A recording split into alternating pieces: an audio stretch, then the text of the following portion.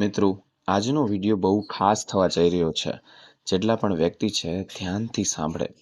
રક્ષાબંધનના દિવસે જો આ એક વસ્તુ ભૂલથી પણ તમારા પિયરમાંથી લાવશો તો તમે બરબાદ થઈ જશો.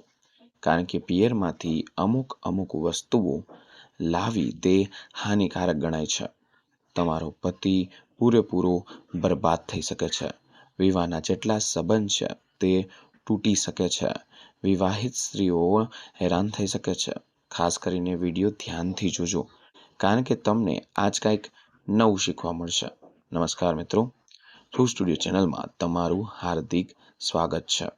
જો તમે રક્ષાબંધનના દિવસે ભૂલથી પણ આવી બધી વસ્તુઓ કરો છો અથવા પિયરમાંથી તમારા ઘરે લઈને આવો છો તો આખું ઘર એટલું હેરાન થશે, બરબાદ થશે, પતિનું મૃત્યુ થશે. મિત્રો, આજે અમે ઘણી એવી મોટી વિશેષ વાત કરવા જઈ રહ્યા છીએ જે પહેલીવાર તમે સાંભળશો, જે વસ્તુ તમે કદી પણ જાણી નહીં હોય, જોઈ નહીં હોય.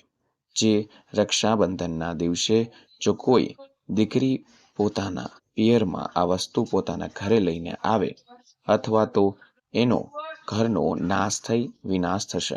હા મિત્રો, ખાસ કરીને આ માહિતી રક્ષાબંધનની માહિતી છે. તો મિત્રો, આજનો વિડીયો સારો લાગે તો વિડીયોને લાઈક, ચેનલને સબસ્ક્રાઇબ અને કમેન્ટ સેક્શનમાં જય માં લક્ષ્મી લખો, જેથી કરીને અવારનવાર આવા વિડીયો તમારી સમક્ષ અમે રજૂ કરતા રહીએ. મિત્રો, રક્ષાબંધનનો તહેવાર તો દર વર્ષે શ્રાવણ માસની પૂર્ણિમાના દિવસે જ ઉજવવામાં આવે છે. શાસ્ત્રોમાં એનું ઘણું બધું લખાણ લખેલું છે. રક્ષાબંધનનો તહેવાર તો ભદ્રકાળમાં ક્યારેય પણ ઉજવવું પહેલાં તો ત્યાં જોઈએ જ નહીં. ભદ્રકાળ દરમિયાન જો તમે રાખડી બાંધો છો તો તેને પણ પૂરેપૂરો અશુભ માનવામાં આવે છે. આપણા શાસ્ત્રો કહે છે કે ભદ્રકાળને ટાળીને જ રક્ષાબંધનનો તહેવાર ઉજવવાનો હોય છે. સાથે જ રક્ષાબંધન કયા દિવસે ઉજવવો જોઈએ આ વિશે હું તમને પૂરી માહિતી આપવા જઈ રહ્યો છું. મિત્રો ભક્તો, આ વખતે કેટલાક લોકો માને છે કે રક્ષાબંધન 8 ઓગસ્ટે મનાવવામાં આવશે, જ્યારે કેટલાક લોકો તો એવું પણ કહે છે કે 9 ઓગસ્ટે રક્ષાબંધનનો તહેવાર ઉજવવામાં આવે છે. તે વધુ શુભ રહેશે. તો આજનો વિડીયો અમે તમને તે પણ જણાવીશું કે સાચી તારીખ અને કયા દિવસે તમારે રક્ષાબંધન ઉજવવાનું છે. 8 ઓગસ્ટ કે 9 ઓગસ્ટ, સાથે અમે તમને ભદ્રકાળનો સમય પણ પૂરેપૂરો જણાવીશું. કારણ કે આ વખતે રક્ષાબંધન પર ભદ્રકાળ રહેવાનો જ છે. એટલે રાખડી બાંધવાનો શુભ સમય શું છે તેનો પણ તમને હું જાણકારી દઈશ. રક્ષાબંધન દિવસે પિયરમાંથી કઈ વસ્તુઓ તમારે નથી લેવાની, તમારે ભૂલથી પણ સાસરિયામાં નથી લાવવાની. તો તેના માટે આગળ વધતા પહેલા નાની વિનંતી છે, વિડીયો લાઈક કરી દેજો, કારણ કે આ માહિતી બહુ કિંમતી છે. કમેન્ટ બોક્સમાં જય માં લક્ષ્મી લખો, જેથી કરીને તમારા ઉપર હંમેશા લક્ષ્મીજીના આશીર્વાદ રહે. મિત્રો, જોવા જેવી વાત એક છે કે હું તમને માત્ર એક સલાહ આપવાનો છું. તે ફક્ત સલાહ જ નથી. તમે માનો કે ના માનો તમારી મરજી, પણ ભક્તો એક વાત જરૂર યાદ રાખજો કે માની લેજો તો તમારો બેડો પાર થઈ જશે. 100% થઈ જશે. વિડીયોના અંત સુધી જુઓ, કારણ કે કોઈ પણ પ્રકારની મુશ્કેલીનો તમારે સામનો કદી પણ જીવનમાં કરવો નહીં પડે. એટલા માટે તમારી મરજી પોતાની રીતે સમજજો. ચાલો મિત્રો, હું તમને એક વાત કહું, તમને સમય બગાડ્યા વગર ચાલુ કરું. રક્ષાબંધનનો તહેવાર ખાસ કરીને ભાઈ બહેનનો અતૂટ પ્રેમનો પ્રતીક કહેવામાં આવે છે. આ દિવસે બહેન પોતાના ભાઈને રક્ષાસૂત્ર બાંધે છે, એટલે કે રાખડી બાંધે છે, અને તેના દિનચર્યાનું સારું આરોગ્ય તેની પ્રાર્થના કરે છે. ભાઈ પણ જીવનભર પોતાના બહેન માટે એક વચન આપે છે, તેના રક્ષાનું કવચ બને છે. તમને જણાવી દઉં કે શાસ્ત્રમાં ભદ્રકાળ દરમિયાન રાખડીનો તહેવાર મનાવવામાં શુભ અશુભ માનવામાં આવ્યું છે. તો હવે અશુભ વસ્તુ જે છે, જે ભદ્રકાળમાં તમામ ભાઈઓને રાખડી બાંધવાનું નથી. આ પાછળ એક પૌરાણિક કથા છે. એવું કહેવામાં આવે છે કે લંકાપતિ રાવણે તેની બહેન પાસે ભદ્રકાળમાં રાખડી બંધાવી હતી.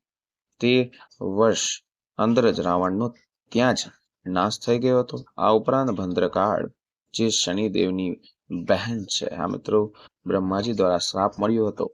ભદ્રના સમયમાં જે કોઈ વ્યક્તિ શુભ કે સારા કે કોઈ પણ કાર્ય કરશે તો તેનું પરિણામ હંમેશા અશુભ રહેશે. એટલે તમે ભૂલથી પણ ભદ્રકાળ દરમિયાન રક્ષાબંધન તમારે ઉજવવાનું નથી. પહેલો નિયમ તો તે છે. રક્ષાબંધનની શરૂઆત પાછળ વિવિધ કથાઓ ઘણી પ્રચલિત છે. જેમાં એક કથા પણ છે, ભગવાન કૃષ્ણ એકવાર યુદ્ધ કરવા ગયા હતા. ત્યારે અંગૂઠામાં તેને લાગ્યું હતું, એટલે કે ઈર્જા થઈ હતી. ત્યારે દ્રૌપદીએ પોતાના કપડાનો ટુકડો ફાડીને બાંધ્યો હતો.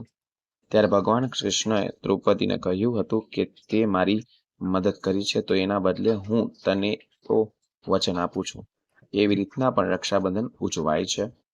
મિત્રો, બીજી કથા એમ પણ કહેવામાં આવે છે કે શ્રી હરિવિષ્ણુ જ્યારે રાજા બલિના બંધનમાંથી મુક્ત કરવામાં આવ્યા, ત્યારે માતા લક્ષ્મીજીએ રાજા બલિને રાખડી ત્યાં બાંધી હતી. રાજા બલિએ રક્ષા કવચ બાંધ્યું હતું અને કહ્યું હતું કે ભગવાન વિષ્ણુ ત્યાંથી મુક્ત થયા હતા. આ રીતે રક્ષાબંધનનો તહેવાર પણ માતા લક્ષ્મી સાથે જોડાયેલો હતો. રક્ષાબંધન દિવસે બહેનો પોતાના ભાઈના કાંડા પર રાખડી બાંધે છે અને દીર્ઘ આયુની કામના કરે છે. તેની આ દિવસે ભાઈ બહેન સ્નાન કરીને શક્ય હોય એટલા નવા કપડાં પહેરીને તહેવાર ઉજવે છે. પૂરેપૂરો, પરંતુ ધ્યાન રાખવાની વાત તો ઘણી બધી છે કે તે દિવસે કાળા કપડાં નથી પહેરવાના. તમે વસ્ત્રો ધારણ કર્યા હોય તો જૂના હોય તો તે પણ નાખી દેવાના છે. તમારે નવા કપડાં પહેરવાના છે. ભગવાનની પૂજા કરવાની છે. પૂજાની થાળી, ભગવાનની પૂજામાં જે થાળી ધરી હશે, માનો કે રોલી, ચંદન, અક્ષત, રાખડી, મીઠાઈ, શુદ્ધ ઘીનો દીવો તમારે રાખવાનો છે. દીવો તમે ઈચ્છો મુજબ રાખી શકો છો. લોટનો, માટીનો, પિત્તળનો, ગમે તેવો લોટનો રાખી શકો છો. ગમે તે લો વાળો દીવો રાખી શકો છો. તમારા ભાઈની આરતી ઉતારવાની છે અને આ પૂજાની થાળીમાં સૌથી પહેલા ભગવાનને તમારે પહેલા અર્પણ કરવાના છે. ભગવાનના કાંડા પર પહેલા રાખડી બાંધવાની છે. પછી જો મંદિર હોય તો ત્યાં પણ રાખડી બાંધી શકો છો. તમારા ભાઈના પૂર્વ અથવા ઉત્તર દિશામાં બેસાડો. બહેનનું મુખ પશ્ચિમ દિશામાં હોવું જરૂરી છે. રક્ષાબંધનના દિવસે સૌથી પહેલા ઘરમાં, મંદિરમાં પૂજા પાઠ થાય પછી ભગવાન ગણેશને રાખડી બાંધવાની છે. અંતે ભાઈને રાખડી બાંધવાની છે. થાળી તૈયાર કરવાની છે. તિલક, રોલી, ચંદન, અક્ષત, તેમાં થોડા ફૂલ છાંટીને તમારે રાખવાનું છે. ત્યારે ભાઈની આરતી પહેલા ઉતારવાની છે. પછી જમણા કાંડા પર હાથ પર રાખડી બાંધવાની છે. ભાઈને કંઈક મીઠું ખવડાવવાનું છે. ભાઈ માટે શુભકામનાઓ માંગવાની છે. રાખડી બાંધ્યા પછી ભાઈને પોતાની બહેનને કોઈ પણ મુસીબતથી રક્ષણ આપવાનું વચન આપવાનું છે. ભાઈનું વચન સદા સુખી રહે, દરેક ઈચ્છા પૂરી થાય. મા બાપ તે નથી, તેમની કામના પૂરી કરીશ એવું કહી શકે છે. પિતા બનીને દરેક ઈચ્છા પૂરી કરી શકે છે. ભાઈ મા બહેનની પાલન પોષણ પણ કરી શકે છે, જેમ માં કરતી હોય. જો બહેન મોટી હોય તો તેને ઉપહાર જેમ માનવામાં છે. તો મિત્રો, તમને જણાવી દઉં કે ક્યારે માનવાની છે. આ વર્ષ 2025માં રક્ષાબંધન શનિવારે 9 ઓગસ્ટના રોજ ઉજવવામાં આવશે. 8 ઓગસ્ટના રોજ બપોરે 2:12 વાગે પૂર્ણિમાની તિથિ શરૂ થશે. 9 ઓગસ્ટના રોજ બપોરે 1:24 આ તિથિ સમાપ્ત થશે, એટલે પૂરી થશે. આ વર્ષ રક્ષાબંધન દિવસે ભદ્ર પણ રહેશે. રક્ષાબંધનના દિવસે ભદ્રનો સમયગાળો સવારે 5 થી 57 નો, બપોરે 1 થી 32 સુધીનો રહેશે. આ ભદ્રનો વાસ પાતાળ લોકમાં રહેલો છે. જો તે ઘણા વિદ્વાનોને માનવામાં આવે છે. જો ભદ્રનો વાસ સ્થાન પાતાળ અથવા સ્વર્ગલોકમાં હોય તો તે પૃથ્વી પર રહેતા લોકો માટે અશુભ કહેવામાં આવે છે. હા મિત્રો, પરંતુ કેટલાક શુભ કાર્યના પાતાળ લોકને ભદ્રને પણ અવગણવામાં આવતી નથી.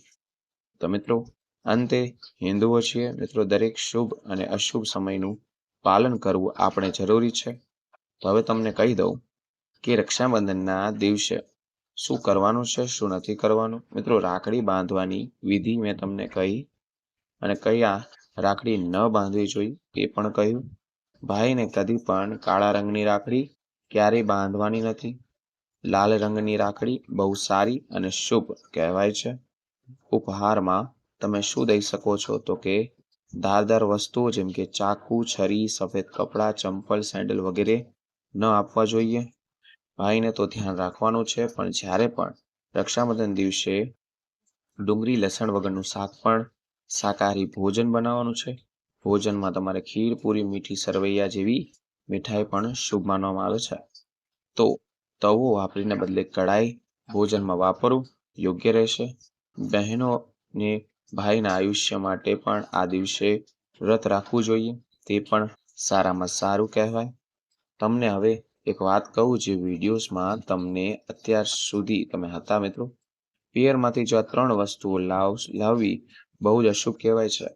વિડીયો અનુસાર હું તમને જે કહું છું, આજે તમને બહુ ધ્યાન રાખવાનું છે. કેટલીક વસ્તુઓ સાસરિયામાંથી લાવવાથી પતિ અને પરિવારમાં નુકસાન થઈ શકે છે. પહેલી વસ્તુ તીખી વસ્તુઓ જેમ કે મરચા કે અથાણા કે ત્યાં લાવશો તો તમે હેરાન થશો, પરેશાન થશો, અથવા ઘર પાયમાલથી તમે આનાથી પતિ પત્ની વચ્ચે સંબંધ પણ કડવાશ આવે છે. બીજી વસ્તુની વાત કરું તો કે તીક્ષ્ણ અને ધારદાર વસ્તુઓ, આનાથી પણ સંબંધમાં અવરોધ થશે. જ્યારે પણ તમે આ પિયરમાંથી આ વસ્તુઓ લાવશો તો તમારે ધ્યાન રાખો કે, અને બીજી વસ્તુ છે ચૂલો, આનાથી પણ પરિવારમાં વિખવાદ થઈ શકે છે અને અલગ થવાની શક્યતા બહુ વધી જાય છે. મિત્રો, આ 3 વસ્તુઓ તમારે ધ્યાનમાં રાખવી જોઈએ જ્યારે પણ તમે પિયરમાંથી ઘરે સાસરે વસ્તુ લાવવાની નથી. તો મિત્રો, વિડીયો સારો લાગ્યો તો વિડીયોને લાઈક, ચેનલને સબસ્ક્રાઇબ અને કમેન્ટ સેક્શનમાં જય માં લક્ષ્મી લખો, જેથી કરીને અવારનવાર આવા વિડીયો તમારી સમક્ષ અમે રજૂ કરતા રહીએ. તો મિત્રો, ફરી મળીશું નવા વિડીયો નવા ટોપિક સાથે. ત્યાં સુધી બધાને મારા હર હર મહાદેવ અને રાધે રાધે.